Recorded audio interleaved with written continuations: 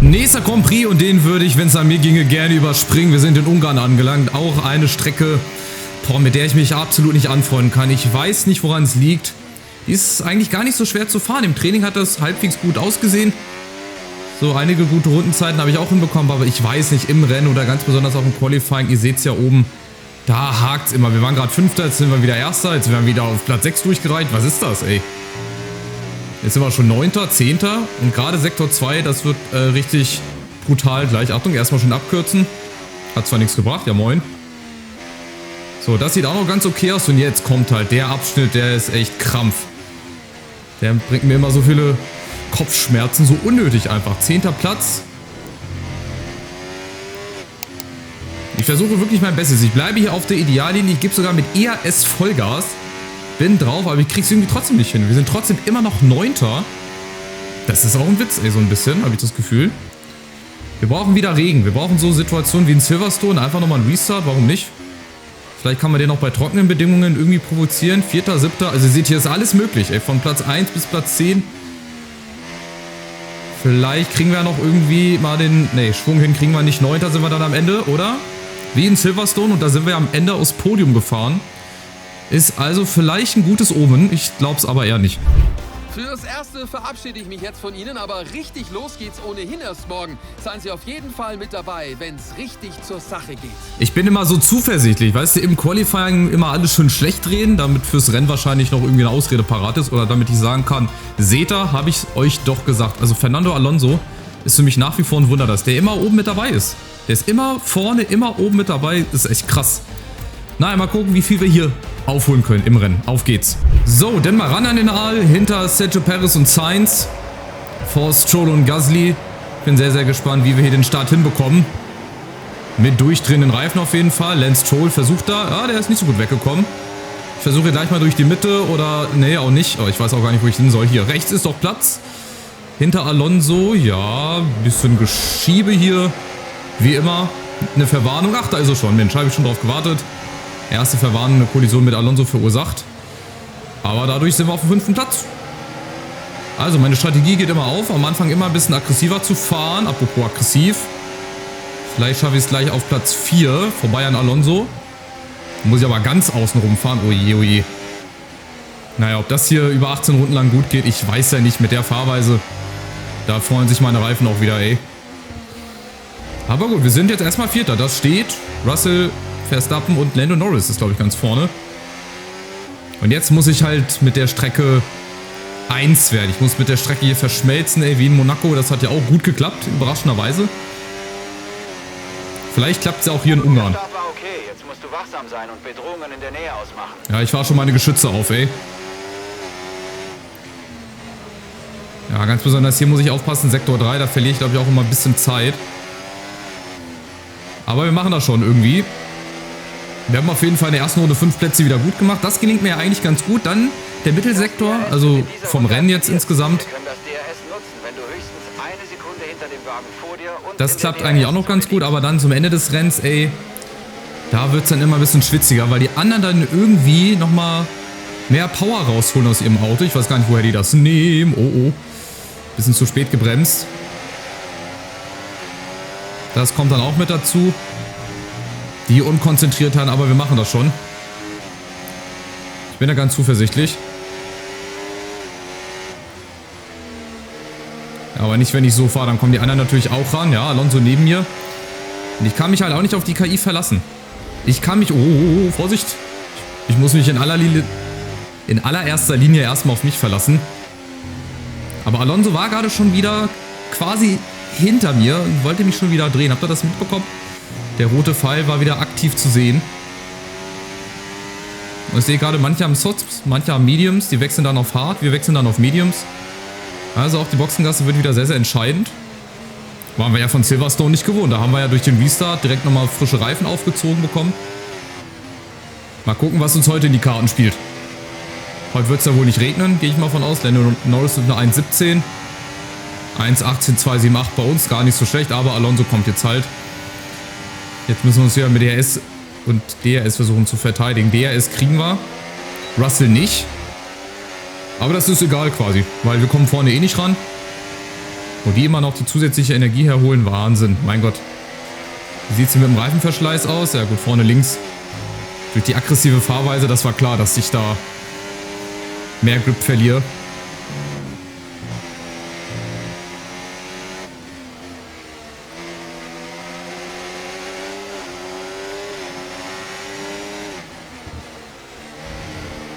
Die hohen Curbs, die stören auch ein bisschen. Ob die da unbedingt sein müssen, weiß ich nicht. So, jetzt der Abschnitt wieder, rechts, links.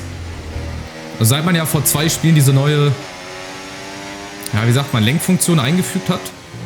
Oder Lenkanimation, oder ihr wisst, was ich meine, dass man in Kurven leichter rumkommt. So, fertig. Läuft das eigentlich ganz gut, aber hier verliere ich irgendwie Zeit. Irgendwie verliere ich hier viel Zeit. Wahrscheinlich auch durch meine robuste und rustikale Fahrweise hier. Vorne DRS behalte ich leider nicht.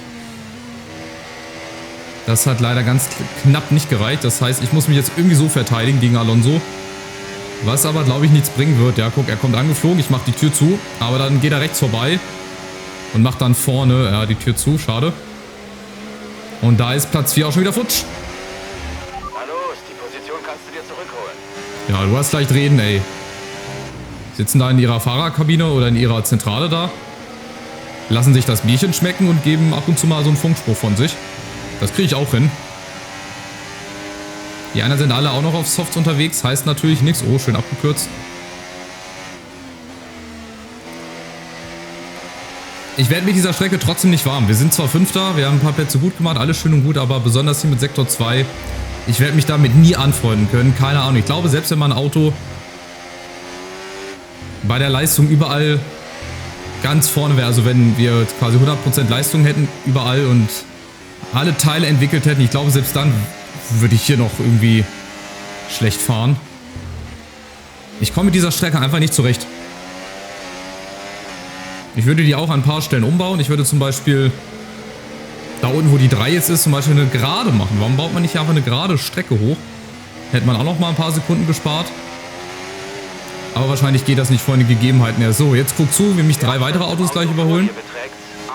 Nee, PSV, das brauchst du gar nicht versuchen. Nein, der probiert das jetzt nicht wirklich. Braucht er gar nicht machen, weil ich bin hier. Er bleibt aber trotzdem hartnäckig, das ist krass. Aber es ist halt die KI, die macht, was sie will. Hinterher bin ich dann wieder der Dumme. Aber so ein bisschen Grip vor allem. Und Grips muss die KI doch auch haben. Ja, ich werde jetzt gleich auf Start und Ziel meine ganzen Platzierungen oder meinen 5. Platz verlieren. Gegen Piastri, gegen Sainz. Sie werden jetzt schön nacheinander. Und Leclerc natürlich auch wieder. Mit Ferrari habe ich es ja. Ein paar Infos zu Leclerc. Er wird langsamer. Anscheinend hat er ein Problem mit seinem Auto. Oh, das ist aber schade. Und wieder mal Ferrari. Also wenn es irgendwie Probleme gibt oder wenn einer ausscheidet, dann ist immer Ferrari mit, ne? Mit inbegriffen. Letztes Rennen auch ist, glaube ich, Sainz in Russell reingefahren. Der hat ja dann die 5-Sekunden-Zeitstrafe bekommen. In Kanada haben sich die Ferrari schon gegenseitig rausgehauen oder haben für eine rote Flagge gesorgt. Ich weiß nicht, was da los ist. Bei Ferrari scheint irgendwie in Mode zu sein. So, und jetzt aufgepasst. Ich kann machen, was ich will. PSG wird jetzt an mir vorbeiziehen. Da hilft selbst er es nicht. Sainz kommt auch noch ran, Jungs. Was macht ihr denn, ey? Die wollen mich echt auf den Arm nehmen. Ich meine, da kann ich noch so viele Upgrades machen, wenn ich hier in so Situationen ständig überholt werde und dann ziehen sie auch wieder auf 3 Sekunden weg. Ich habe da, wie gesagt, noch keine Lösung gefunden. Ich habe keine Ahnung, was man da macht. Vielleicht sollte ich nicht über den Rasen fahren. Das wäre schon mal die erste gute Lösung, der erste gute Vorschlag. Aber versucht es mir zu erklären. Keine Ahnung. Ich habe auch immer noch das Gefühl, dass ich vielleicht irgendwie... Aber nein, die Flügeleinstellung, das hat ja damit nichts zu tun. Das wird ja immer resettet. Ich beginne ja quasi immer mit den gleichen Einstellungen. Daran kann es ja jetzt wohl nicht liegen.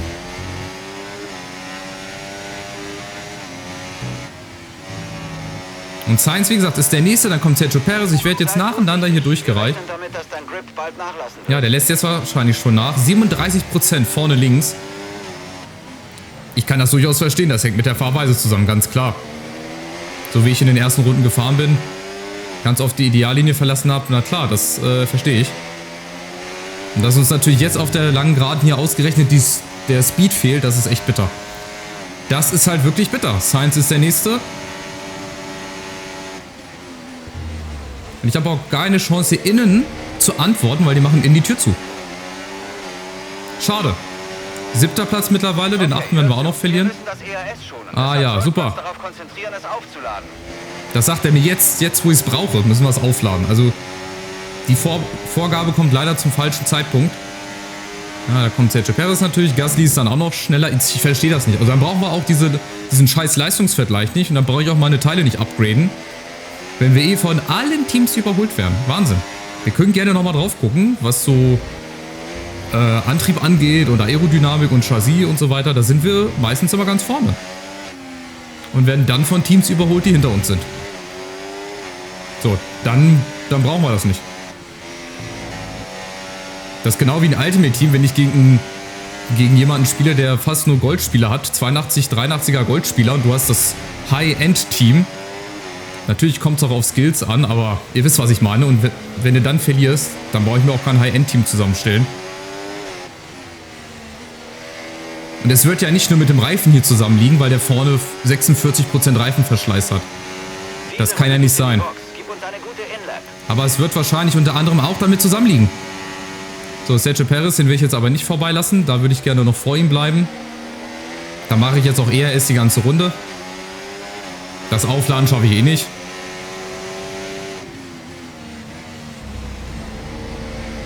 Oh ja, gut. Und dann kommt natürlich auch das hier, dass ich auf den Curb fahre dazu. Das sind alles so Kleinigkeiten, aber am meisten regt mich auf, dass wir überhaupt gar keine Chance haben, uns hier zu wehren.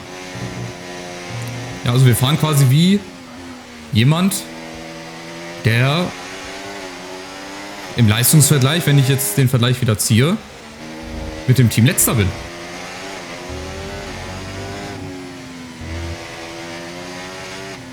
Gut, schieben wir die Schuld mal auf die Reifen. Weil ich wüsste jetzt zum Beispiel keinen anderen Grund, woran es liegt. Ich will jetzt nur irgendwie heil in die Boxengasse kommen vor Sergio Perez. Beachte deinen Abstand zur Tempolimitlinie und fahr nicht zu schnell. Ja, sorgt ihr lieber dafür, dass ich auch einen schnellen Boxenstopp hinbekomme, dass ihr nicht wieder vergesst, einen Reifen anzubauen oder dass das wieder zu lange Zeit braucht. So, Vorsicht. Na, komm rum hier, jawohl.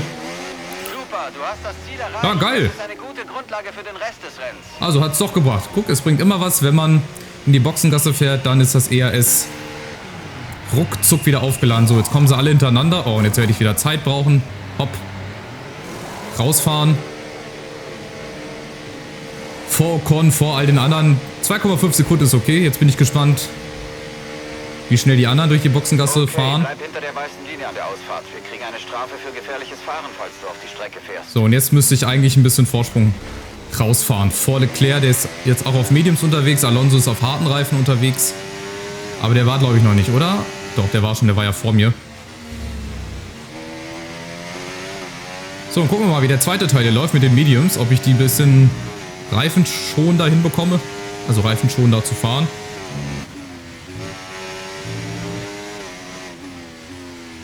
Das würde mich wirklich sehr, sehr freuen. Und dann ist vielleicht doch nach vorne hin noch was möglich. Ich bezweifle das aber ganz, ganz stark.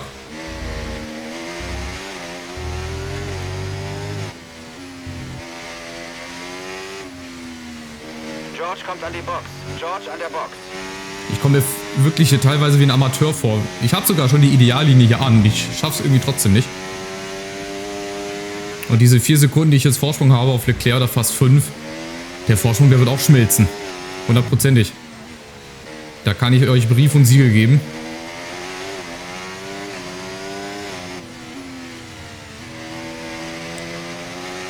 So, mit ERS auf der langen Geraden. Mal gucken, es sind 10 Autos gefühlt drin. Die müsste ich jetzt eigentlich alle wieder überholt kriegen. Ja, sogar Piastri kriege ich noch überholt. Perfekt. Sauber. Ist vorne noch einer, der noch rein muss. Ne, ich glaube, ansonsten der Abstand bleibt. Alonso, Russell. Und vorne dann Verstappen und Norris. Also 5. Platz mit ein bisschen Vorsprung. 1,2 Sekunden. Wird aber nicht lange halten. Dein ERS ist fast aufgebraucht. Versuchen wir den ERS-Modus in der MFA zu ändern, um eine konservativere Verbrennungsrate zu erreichen. Oder du könntest vom Gas gehen oder leicht abbremsen, um es wieder aufzuladen. Ja, könntest du einfach mal den Mund halten und nicht vielleicht meine Sache... Es ist Wahnsinn, ey. Und der quatscht auch jedes Mal das Gleiche. Das ist wie bei EA FC, wenn du alle 3 Spiele dasselbe Interview hörst. Mehr Variation, mehr andere Funksprüche, ey. Das ist so, als würden die für 10 Jahre schon Samples aufnehmen und die dann immer wieder hier... Der Wagen hinter dir ist für Mediums in die Box gefahren. Wagen hinter dir jetzt auf Mediums. Und immer wieder wiederholen, ne? Also wisst ihr, was ich meine? Und dann reizt auch, wenn sie es uns einmal sagen. Aber gut, Rennen für Rennen. 1,16 ist sogar möglich mit Norris. Die könnten sich vorne auch gerne mal behaken, ey. Genauso wie Alonso und Russell, dann bin ich der lachende Fünfte. Ich muss erstmal aus dem DRS-Fenster draußen bleiben, das werde ich aber nicht schaffen. Also Piastri werden wir auf jeden Fall ziehen lassen müssen.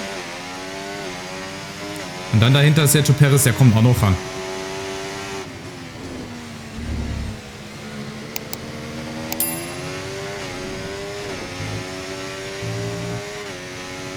Tja, was machst du jetzt? Riskieren? Was soll ich jetzt noch riskieren? Ich muss jetzt Platz 5, Platz 6 oder im schlimmsten Fall Platz 7 halten. Und dann habe ich das Ganze hier halbwegs gut hinbekommen. Und dann haben wir ja jetzt Belgien, dann haben wir Italien, dann haben wir auch Aserbaidschan. Da bin ich auch sehr, sehr gespannt. Da kann es auch ganz schnell zu Ende sein. Guck mal, der ist dran. Wie soll ich ja anders durchfahren? Also ich meine, ich fahre hier nach bestem Gewissen durch. Ich bremse sogar so wenig wie möglich. Aber die kommt trotzdem ran. Und da kann irgendwas nicht stimmen. Ich habe das schon vor 3 Rennen gesagt. Da kann irgendwas nicht stimmen. Dann brauchen wir auch diesen scheiß Leistungsvergleich nicht, ehrlich gesagt.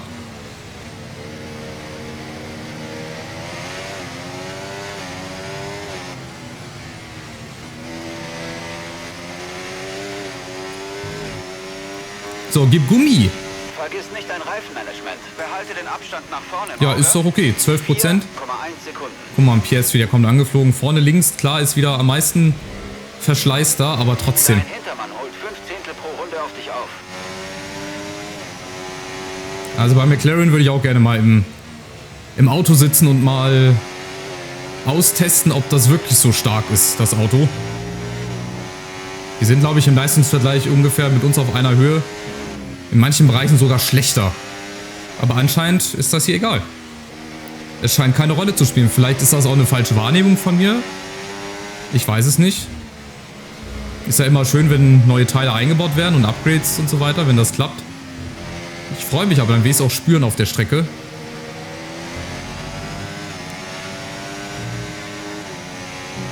So, hier gerade zum Beispiel. Wie will ich Sektor 2 besser fahren als jetzt? Das war richtig gut und er ist trotzdem direkt hinter mir. Ich gewinne halt auch nichts. Also von Sekunden her jetzt, ne? Tja. Also Piastri ist jetzt der nächste, außer ich verteidige wie ein Wahnsinniger, aber das wird nicht klappen. Das wird nicht klappen. Ich versuche es aber trotzdem, ihm hier die Tür zuzumachen. Wenigstens eine weitere Vorgabe erreicht. Das ist krass, der zieht vorbei. Lässt uns ja aussehen wie ein Amateur. Und ich habe da noch keine Chance, wie gesagt, zu kontern. Das geht einfach nicht. Es ist nicht möglich. Es ist mir nicht möglich, hier dann direkt eine Attacke wieder zu starten. Okay, hör zu. Die Rundenzeiten schwanken im Moment ein wenig. Wir brauchen Beständigkeit, also versuchen wir sie zu stabilisieren. Ah, jetzt kommt das wieder dazu. Was brauchen wir? Durchschnittlich 1,20. Wir haben 1,17. Ja, wenn wir das zweimal hinkriegen, dann haben wir doch eine gute durchschnittliche Rundenzeit. Und denkt an meine Worte, ey. Sergio Perez und Sainz kommen vielleicht auch noch ran. Also am Anfang hätte ich Platz 6 wirklich unterschrieben, nach dem Qualifying auch, aber jetzt, wenn ich sehe, wie es läuft, ne? Und dann die Platzierung sehe, da kriege ich echt, da kann ich wahnsinnig werden, wirklich. Gut, aber meine Strecken, die kommen ja noch. Würde ich jetzt mal so behaupten. Dann mit Italien und Belgien, Frankreich. Wenn Frankreich überhaupt dabei ist. Ich glaube, Frankreich ist dabei, ne? Hatte ich, glaube ich, gesehen. So, jetzt haben wir so, ja gut, eine 1,18. Um die Vorgabe zu schaffen, müssen wir natürlich jetzt ein bisschen besser fahren. Perez ist auch wieder auf eine Sekunde ran. Okay, also wir könnten maximal 9. werden, weil danach, ich weiß gar nicht, wer das ist da in dem hellblauen, Danach kommt erstmal lange Zeit nichts. Also in den Punkten sollten wir abschließen. Wenn es halt nur 2 Punkte sind am Ende, ja, dann ist es so. Aber insgesamt besser fahren geht nicht. Und wie gesagt, mehr aus dem Auto rausholen kann ich auch nicht. Ich drücke hier schon die Schultertasten, besonders die rechte Schultertaste durch, ey, dass er auf der anderen Seite wieder rauskommt. So intensiv bin ich hier auf dem Gas. Und ihr hört ja, hier gehe ich ja nicht auf die Bremse, hier gehe ich einfach nur vom Gas. Selbst das funktioniert nicht. 0,7 Sekunden. Also das, was die anderen Autos haben, brauche ich eigentlich auch. Vernünftige Upgrades einfach, ne? Würde ich sagen.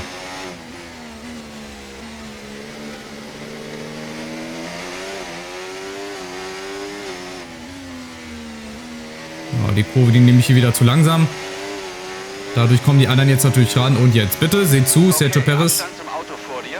Ja, zieh an mir vorbei, Baby. Jawohl. Oh Mann, ist das erniedrigend, ey, wirklich. Aber gegen Sergio Perez klappt es irgendwie immer, auch wenn wir jetzt hier gerade eine Rangelei hatten. Aber da krieg ich es immer noch mal hin, mich zu verteidigen. Jetzt zieht er da vorbei. Junge, das ist doch zu eng, das schaffst du doch nicht. Also ein bisschen ausbremsen geht auch nicht, ne? Macht die KI schlau. Würde ich auch gerne machen mit meinem Auto. Viel Spaß, das noch 3 Runden lang zu verteidigen. Das würde nicht gut gehen. Wenn ich das irgendwie hinkriege, verdiene ich ein Bundesverdienstkreuz. Aber das klappt nicht. Da brauche ich mir gar keine falschen Hoffnungen machen. Ich glaube, Gasly ist das auf Platz 9. Wenn ich das selbst gegen Gasly noch verliere, also dann verliere ich wirklich den Glauben. Dann schauen wir uns den Leistungsvergleich wirklich mal ganz genau an und dann seht ihr das nochmal. Was ja eigentlich gar nicht mehr möglich ist.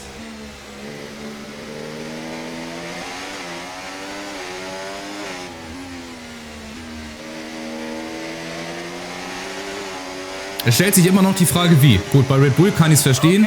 Vom Auto her. Jawohl, Sainz kommt auch angeflogen, wie verrückt. Oh, Vorsicht. Jetzt riskiere ich es hier aber trotzdem auch nochmal. Vorher rein. Ja, Sainz ist vielleicht hier der lachende Dritte. 2 Runden noch.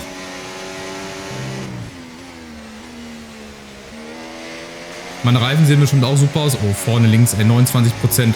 30%. Das macht mir heute das Rennen wieder zunichte. Na gut, weil ich in den Linkskurven halt so fahre, wie ich jetzt halt fahre. Das ist klar. Aber ich glaube, das wäre auch nicht viel anders gelaufen, wenn wir normal gefahren. Also normal im Sinne von so, wie man es eigentlich fahren sollte und nicht wie ich hier fahre. Ich glaube, das hätte dasselbe Ergebnis mit sich gebracht.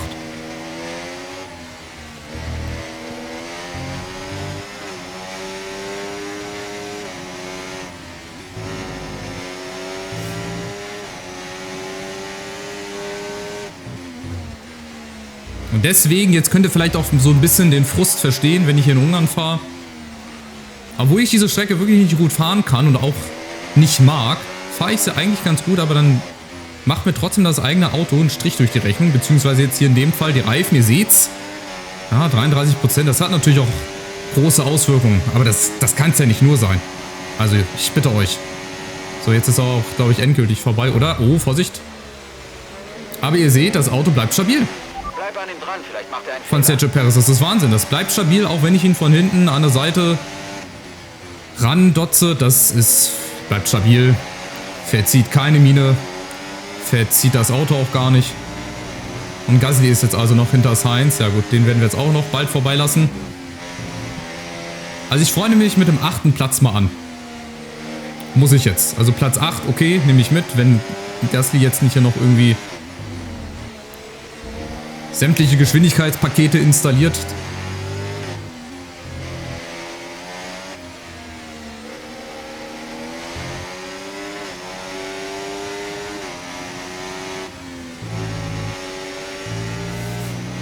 Schade, heute zum Beispiel hätte mir, glaube ich, auch so ein Restart ganz gut getan. Aber gut, mit Intermediens hier lang zu rutschen ist auch echt... Boah, das wünscht auch nicht deinem schlimmsten Erzfeind, ey. Also darauf würde ich auch gerne verzichten. Das würde ich auch meinem schlimmsten Konkurrenten sehr gerne ersparen. So, mit DRS, ich brauche es gar nicht versuchen, da werde ich vorne nicht rankommen. Vergiss es. Vergiss es, bevor ich vorne rankomme, holt mich Sainz dann noch. Nein, nicht schon wieder.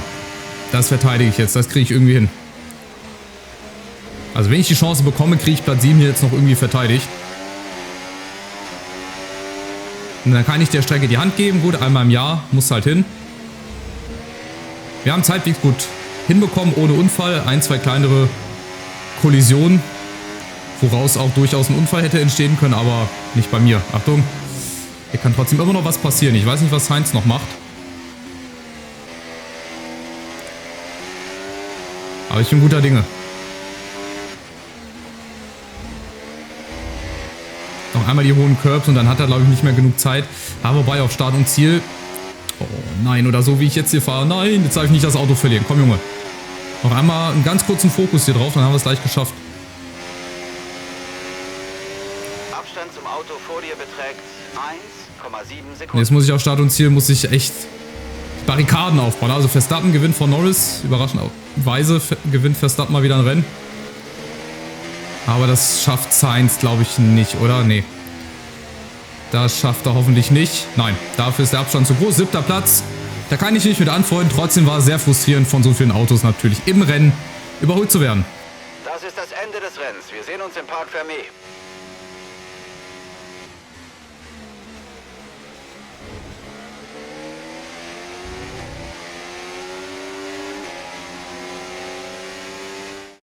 Die karierte Flagge ist draußen. Wir hören heute wieder die Nationalhymne der Niederlande. Denn das ist der Sieg für Max Verstappen.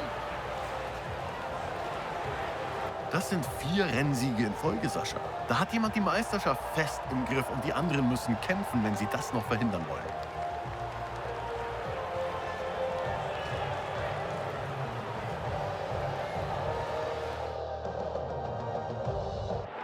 Red Bull hat heute äußerst hart um die vordere Position gekämpft und es ist großartig, dass es sich ausgezahlt hat.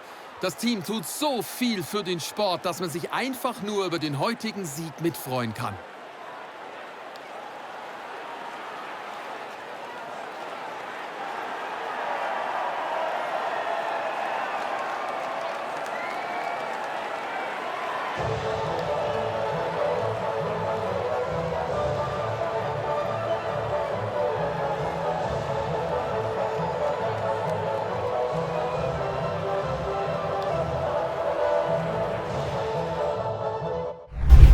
Also Stefan, damit endet ein weiteres fantastisches Rennwochenende. Vielen Dank an alle, die mit dabei waren. Wir sehen uns beim nächsten Mal. Ja, wenn ich das jetzt so sehe, wie gesagt, ich bin zufrieden. Ich hätte das auch vor dem Rennen unterschrieben, 7. Platz, aber dann so wie es gelaufen ist, wir waren zwischenzeitlich 4., glaube ich, oder 5. Und dann werden wir halt von allen Autos nacheinander überholt. Wir schauen uns das jetzt gleich nochmal im Leistungsvergleich zusammen an, bisschen genauer. Und dann werdet ihr sehen, warum ich so gefrustet war, beziehungsweise wieso ich auch teilweise das nicht verstehen kann, dass wir, ja, gedemütigt werden nicht, aber von vielen Fahrern, wo ich es nicht gedacht hätte, einfach überholt werden. So, die Rivalität hat leider diesmal George Russell gewonnen. Das wird mich auch Punkte kosten, glaube ich, bei den Zielen. Ich hatte ja, glaube ich, im Ziel, oder bei diesen Vorgaben, bei diesen Ingenieuren, hatte ich ja, glaube ich, angegeben, dass ich vor meinem Teamkollege beim Qualifying, glaube ich, bin oder so. 1, 2 Plätze hat ja leider auch nicht funktioniert. So, jetzt sperrt eure Augen auf. Tropft nochmal ein bisschen Tropfen rein, also ein bisschen Flüssigkeit ins Auge rein, dass ihr das auch gut sehen könnt. Setzt euch eure Lesebrillen auf. Jetzt gucken wir mal gemeinsam rein. Oh, hört sich an, als würden wir immer in den Himmel kommen, ey. Die schöne Engelsmusik. So, wir kriegen besseres Material, Energiespeicher. Oh, geheimes Treffen. Oh nein. Welcher Verein will mich denn jetzt kaufen? Ach, McLaren. Ja, gerade auch davon geredet. Ich würde echt gerne mal bei McLaren im Auto sitzen, aber nein. Ich habe ja noch Verhandlungen ablehnen. Ich habe ja noch eine Aufgabe, ich habe ja noch ein Ziel, was ich erfüllen muss. Und ich glaube, Mercedes ist auch vielleicht ein bisschen stärker als McLaren. Ja, genau. Sie wollten, dass ich dir sage, dass sie dich als Schlüssel für die Zukunft des Teams sehen. Genau. Aber mach es dir nicht. Statoren hört sich auch nicht schlecht an. Strapazierfähigkeitstest vom Turbo. Oh ja, wie ich diese Nachricht liebe. So, wir gucken jetzt mal hier Stück für Stück. Ich gucke, ob ich irgendwo die Radkappen, die lassen wir nochmal entwickeln. So, jetzt schauen wir mal gemeinsam. Also, wir sind bei der Aerodynamik, sind wir Dritter. Da sind zum Beispiel Teams wie Alpine und Williams viel weiter hinten. McLaren, Red Bull, okay, die sind weiter vorne. Verstehe ich, absolut okay. So, 3. Platz. So, dann gucken wir bei der Chassis. Da sind wir gut in der Mitte. Da ist Aston Martin auf der 1, deswegen verstehe ich auch, warum unter anderem Fernando Alonso weiter vorne ist. Aber da ist auch Williams zum Beispiel weiter hinten. Alpine, von denen wir auch regelmäßig mal attackiert werden. Und ansonsten, wenn wir dann das Upgrade haben, sind wir mit Red Bull und mit McLaren und auch mit Ferrari so auf einer Höhe. So, weiter zum Antrieb. Da sind wir, glaube ich, auf dem ersten Platz oder so. Da sind wir auf dem ersten Platz. Da ist Sauber auf Platz 4. Alpine ist letzter. Schaut euch an, wo McLaren steht. Und McLaren schafft es regelmäßig, mich zu überholen. Das ist Wahnsinn. Wir müssen eigentlich jedem davonfahren. Aber wahrscheinlich macht es das Gesamtpaket. Dazu gehört natürlich auch dann der Reifenverschleiß, den ich habe, der zu hohe. Das sehe ich dann ja auch irgendwann ein. Und hier bei der Strapazierfähigkeit sind wir auch auf dem ersten Platz. Da ist Williams Zweiter. Dahinter Aston Martin, dann Alpine, dann Ferrari. Schaut euch mal an, wo McLaren und wo Red Bull stehen. Die müssten so einen hohen Verschleiß haben an ihren ganzen Teilen. Das gibt's gar nicht. Das ist gar nicht messbar. So, und jetzt vielleicht versteht ihr auch so ein bisschen, warum manchmal der Frust so ein bisschen da ist und auch so ein bisschen tiefer sitzt. Also ich bin jetzt nicht beleidigt oder so, oder ich bin jetzt nicht so in der Stimmung, dass ich sage, oh, ich habe jetzt keinen Bock mehr auf das Projekt, aber ihr versteht so ein bisschen, was ich meine. Einfach dieses Unverständnis. Naja, also Belgien. Neues Rennen, neuer Grand Prix, neues Glück dann. Fahre während des Rennwochenendes 97 Kilometer. Ja, das schaffe ich, glaube ich, mit Training und so weiter. Bin Kanalingenieurin. DRS-Klappe. Eine durchschnittliche Kurvengeschwindigkeit. Also es wäre eigentlich beides. Wäre ganz machbar. Was haben wir hier nochmal? Genau, die Kosten für die Aero-Komponenten sind reduziert und die Zeit fürs Einbauen. Da sind wir auch auf Level 1. Das war nochmal die Fehlschlagsrate. Da sind wir auch kurz vor Level 1. Zeit für das Upgrade des Antriebs wäre auch ganz, ganz wichtig. Den ERS-Modus machen wir mal. Beinhaltet Sprint-Qualifying. Haben wir jetzt hier vielleicht wieder ein Sprintrennen? Die sind nicht verfügbar. Da sind wir aber auch kurz vor Level 1. Strapazierfähigkeit. Da sind wir schon auf Level 1. Die ist jetzt aber leider nicht da. Und jetzt haben wir die Strategieanalystin. Ressourcenpunkte für das Trainingsprogramm. Das heißt, wir kriegen jetzt 30% mehr Ressourcenpunkte, was ja nur Vorteil für uns sein kann oder muss oder was weiß ich. So, schließe gefahrene Runden in 3 verschiedenen Sessions ab. Machen wir. So. Und jetzt eine Strecke, die liegt mir. Ich glaube, 4 oder 5 Rennen pro Saison gibt es auch mit Sprint. Und ich glaube, Belgien ist jetzt wieder so eins. Nee, wir haben aber auch wieder Regen im Qualifying. Und dann auch wechselnde Bedingungen im Rennen. Okay, das ist okay. Qualifying kriege ich gerade so hin im Regen. Und dann müssen wir auf der Strecke einfach gucken, ne, wie es läuft. Also, schaut euch das an. Leistungsvergleich. Wir müssten also schneller, besser als auf jeden Fall Visa, Cash App, Alpine, Williams, Kick, Sauber und Haas sein. Vorne Red Bull. Gut, die ziehen weg, das ist klar. McLaren und Mercedes, die sind eigentlich auf gleicher Höhe, wenn denn die Upgrades vollzogen sind. Wann sind die denn vollzogen? In Entwicklung, 29. Juli, August, Ende August, okay. Wir haben jetzt noch... Ach, Frankreich ist gar nicht dabei. Ja, moin, warum nicht? Warum ist Frankreich denn rausgeflogen? Für wen? Habe ich was nicht mitbekommen? Und hier, Portugal ist auch nicht dabei. Da würde ich gerne Katar rausnehmen. Oh, das hätte ich am Anfang machen müssen, scheiße. Da hätte ich Singapur für Frankreich getauscht und Portugal für Katar. Naja, habe ich zu spät gesehen. Egal. Es sieht aber trotzdem gut aus, macht immer noch Spaß. Und wir gucken mal, was uns in Belgien erwartet. Vielleicht fahren wir ja da mal wieder aufs Podium. Also, macht's gut, bis zum nächsten Grand Prix und vielen, vielen Dank fürs Zuschauen. Macht's gut. Ciao, ciao.